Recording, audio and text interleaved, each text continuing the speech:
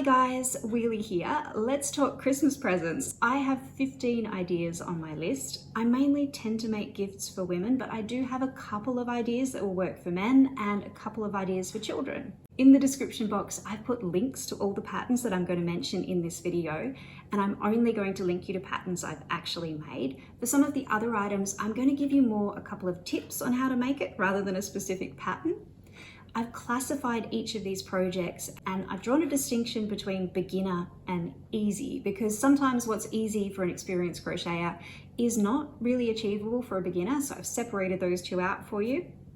So in no particular order, drum roll please, let's get into the gift ideas. Lanyards. Lanyards are great for keys, for swipe cards, for garage door buzzers, and they're brilliant as safety devices. If you've got a friend who's starting to have falls or who's disabled like me, they can clip their phone onto it, wear it around their neck and call for help if they need it. To make your lanyard, you'll need a clasp. The clasps come in multi-packs. You can buy them from Amazon and from most craft stores. They've got a whole bunch of different names. Lobster clasps, snap clasps, and swivel clasps. To make a lanyard, you need to crochet some kind of cord, which you then thread through the clasp and fasten the ends together. If you are a beginner, I suggest making a nice long chain, slipping the chain through the lanyard before you slip stitch the ends together, and then single crocheting around the chain. The length is really up to you. You can make it to suit the person you're giving it to. There isn't a standard length for lanyards. Obviously, larger people are going to want larger lanyards and smaller people can wear a shorter one. If you have time and want to make it a little bit more special, you could make a tiny little amigurumi or something like an applique heart and fasten that onto the lanyard as well. In terms of yarn choice, you really can use whatever yarn you prefer. Cotton is going to be a little bit harder wearing, but I've made lots of these in acrylic, and the only difference is that over time they pill a little bit, but that's really just an excuse to make another lanyard in a different color. Market bags. They're really practical, but they've got a kind of cute retro vibe to them that I like. I've got a couple of patterns on this one. There is a video tutorial for this style of market bag and a written pattern for this mesh market bag. I know that a lot of beginners are a little bit nervous of trying a written pattern, but this particular written pattern, which is by Tracy Todd Hunter, was written specifically for beginners, and it is a really clearly, carefully written pattern. The other option is this style of market bag. The main difference between the two market bags is not the level of difficulty, but the length of time it will take you to make it. This one here took me 3 nights of pretty solid crochet. Just quickly for the Aussies, the Stephanie Z market bag is a pattern written for worsted weight yarn, which isn't as easy to get hold of in Australia. I made mine using our 8-ply, so it turned out smaller than the size she gave in the video. But I just followed the pattern for the larger bag, and I got one that ended up about the same size as the smaller bag. The only change I wish I had made is to make the strap lengths a little bit longer, because it's not quite the right length for an over-shoulder bag. Crocheted cord covers. I love these. They've got real impact. You can't buy anything like them at the shops, and they're actually really quite easy to whip up. I've got 2 patterns on my channel because I'm a little bit obsessed with them. My favorite is the one with the heart-shaped leaves, which I would call easy for experienced crocheters. The other option for beginners is this one here, which is done all in one. So you've only got a tail at the start of the cord and a tail at the end.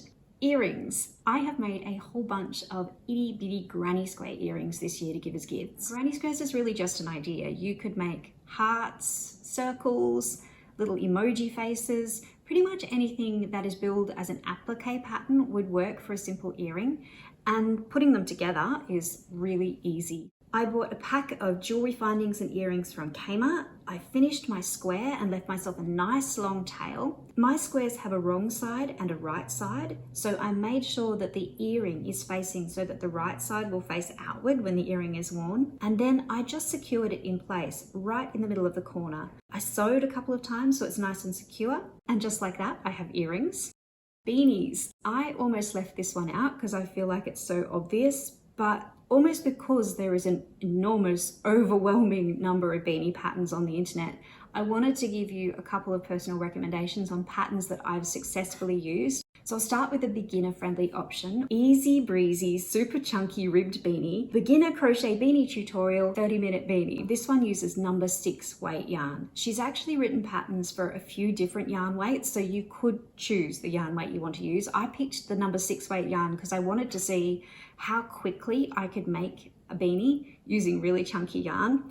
I definitely didn't hit 30 minutes with mine. It took me an hour, and I think I'm pretty quick, but I'm not that experienced with super chunky yarn, so I guess that could have slowed me down a bit. If you're a beginner, I would say allow maybe 2 hours to make this one. And I've popped a faux fur pom-pom on top of mine for that little extra bit of wow factor.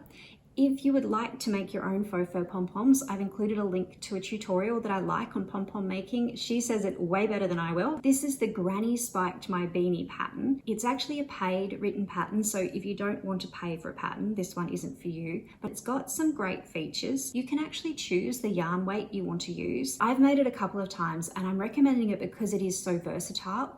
It offers a range of different patterns you can follow for the beanie band, and there are a whole bunch of different color schemes that she recommends, and they all give a really different look to the beanie, so I like that you can customize it. And obviously I also really love all of the beanie patterns that I've got on my YouTube channel, so I'll include links to those ones in the description box as well. They are all written for DK weight yarn, so they're not for really super cold climates, but there is a beanie pattern there for absolute beginners. So even if you've never made a beanie before, you could give a beanie as a gift this Christmas. Coasters! I love being given coasters as gifts. If you're after a total last minute gift, like it's the day before Christmas and you haven't made something, I recommend making one of these flower coasters. They're really simple, they're cute, and you could really make them with any yarn you like. I would usually recommend that you use a cotton or a wool when you're dealing with heat, but the heat of a coffee cup is not going to melt acrylic, so you can use stash yarn for this. The other option I have is these round coaster covers. These actually are removable covers, so they're super practical. You can take the coaster insert out and wash the fabric bit of it when someone inevitably spills coffee on it. And the coaster inserts are really easy to get. You can buy them on Amazon. You can buy everything on Amazon, but they're also sold at hardware stores and at craft stores. So in Australia, I get mine at Bunnings. They often have them at Kmart and at Spotlight in multi-packs. Next up is a kid present, and you're gonna have to hear me out on this one. It's a cube. You can either just make plain solid color sides, a different color for each side of your cube, or you could create detailed little graphgans. It could be a dice, it could have a different animal on each side. You could sew on little shop bought appliques that you can get at fabric stores to have a different little picture on each side. You could pop a bell inside so that it rings. They're such a simple homemade gift, and yet they get played with and played with and played with.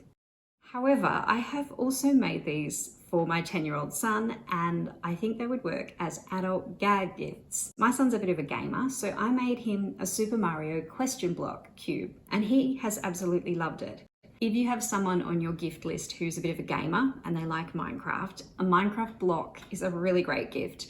I like to make a diamond block, and you can make them as complicated as you want. You could make a graphgan to create the proper texture of the block as it looks in the game, or you could make 6 solid grey squares and then sew a bit of blue detail on, and then you're giving them a diamond block for Christmas, which I just think is a really fun gag gift. If you're a beginner, you might like a little bit of guidance on how to create the squares and then some tips on joining them together and stuffing. I do have a video on how to make the Super Mario question block graphgan, but I also have a tutorial that just shows you how to turn a square into a cube. And in that how to make a cube tutorial, I show you how to make the solid color sides of the cube. So if you wanted to use that as a base, you could create something very different from the Super Mario question block. You could make a really cute one for a toddler. You could make a dice, or like I said, a Minecraft cube would be a great idea. I love the idea of giving someone diamonds for Christmas. It's a trivet. I'm not linking you to a particular pattern on this one, but I will give you some tips. If you haven't made this kind of item before, your yarn choice is actually really important. With coasters, you can get away with using acrylic, but when you're making a trivet, it is going to have genuinely hot things put on top of it, so you really do need to stick to cotton or wool because you don't want your trivet melting and you do want to protect your table. I don't tend to use a pattern when I make trivets. I'm planning to make 2 matching circles, lay them back to back, and then single crochet around the edges to join them together. And that double thickness of crochet will provide enough heat protection that I can put my hot pot of tea on my trivet and not burn the table. You could also use a pattern for a solid granny square, or you could make a swatch of pretty much any crochet stitch you like, and then one that matches, lay them back to back, and join them together. Baskets. Itty bitty gift baskets stuffed full of Christmas treats are just fantastic. I love when someone gives me one of those, and I've got a link in the description box for that kind of basket for you. I wanted to give you a tip on yarn because a lot of basket patterns will tell you to use t-shirt yarn, which has a lot of names. It can also be called spaghetti yarn, jersey yarn, or cotton ribbon yarn, and there are probably other names too. But you don't actually have to use that kind of yarn. You can actually use pretty much any yarn you like. If you tighten up your tension a little bit, you'll get more solid sides. Baskets made with different yarns are going to be sort of looser or have a little bit more wobble to them, but that can be really cute as well. So you can just use stash yarn for this. You don't actually have to go out and buy special yarn to make a basket. Christmas ornaments.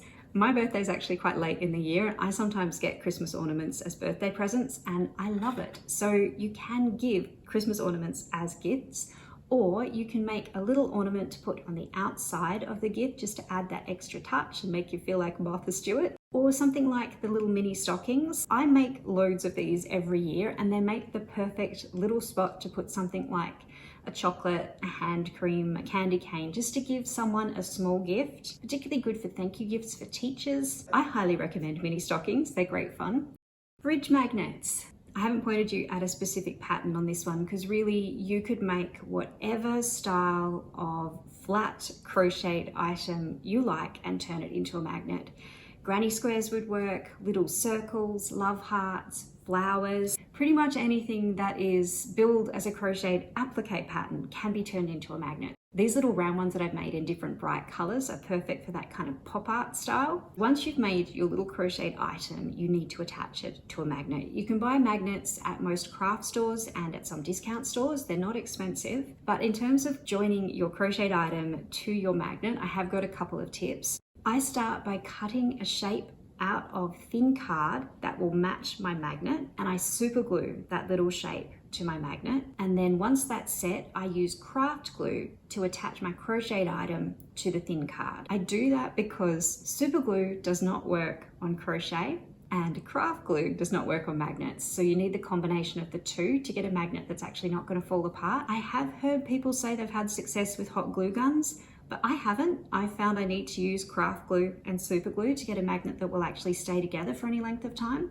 Cacti. I've made these as gifts for men, for women, and for children. Everybody seems to love them. I've got a couple of pattern recommendations for you. The barrel cactus is a beautiful pattern. I really like how it works up, and it includes a crocheted pot for the plant, but it is a slightly more complicated pattern. So the beginner-friendly option is the star cactus, which really is just single crochet and uses a couple of other crafting techniques to get the cactus into an actual pot. Next up is wall hangings. Instead of turning your granny square or floral block into a cushion cover or laying it on a table like a doily, you could also hang it on the wall. I've made a number of mandalas that I crochet onto rings and they look great on the wall too. If you're a beginner, you can just make a granny square and that will look really gorgeous, so it doesn't have to be complicated.